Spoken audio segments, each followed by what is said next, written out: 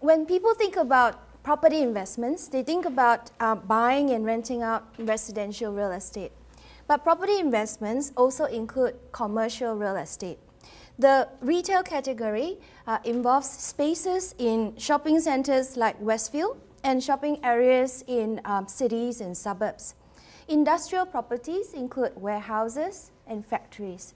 And office properties include spaces in high-rise and low-rise business areas.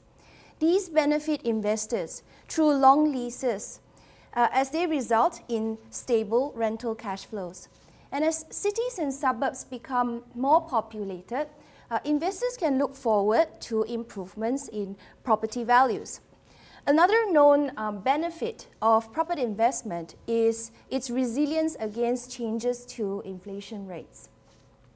But for most of us, owning and renting out commercial property seems out of reach, simply because of the large amount of money needed for outlay. Fortunately, most of our superannuation strategies include elements of commercial real estate. Can an individual still choose to seek out and invest in commercial property? The answer is yes, by purchasing units in Australian real estate investment trusts, or REITs, which trade on the stock exchange. With a small outlay, an individual can have access to and enjoy the benefits of a diverse portfolio of property investments with the added ease and speed of being able to sell off quickly if needed. There are about 50 REITs trading on the Australian Securities Exchange. In the past 15 years of development in the sector, two distinct management structures have emerged. An externally managed structure means that a REIT owns properties and receives rental cash flows, but it will have to rely on a property manager to manage its tenants and development activities. Now, in comparison, an internally managed REIT will undertake these activities within the firm. These two different management structures raise an important question. Do REITs still closely resemble direct property investments? If so, then it wouldn't matter which type of REIT an individual chooses to invest into. So my study first sets out to compare the prices of commercial property and stock market prices of REITs. But one of the initial issues that I encountered in my research was to have to deal with the way property prices are measured. Essentially, an appraiser will determine the value of a property each year, but this assessment may be biased towards a valuation made the previous year. And so I had to develop a method to deal with this issue before I made my comparisons.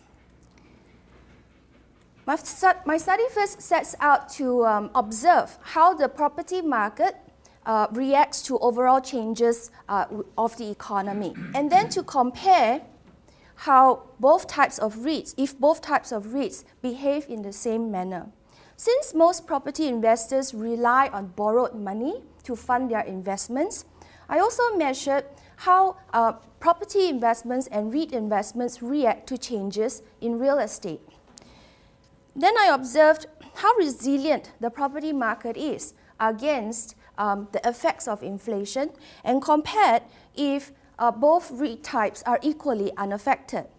Now, this framework allowed me to characterize the similarities and differences between these two types of REITs and the strategy of investing directly in commercial real estate.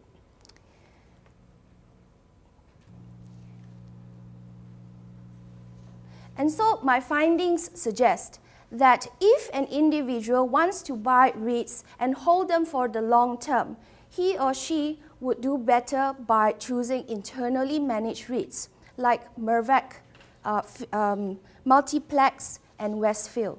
And these will replicate the benefits of direct property investing closely. But if an investor is looking for a short-term exposure to the property market, then they would do better by choosing externally managed REITs like Armstrong Jones Office Fund and Bunnings Warehouse Property Trust. the findings of my research will influence, thank you, investors and portfolio managers. Thank you.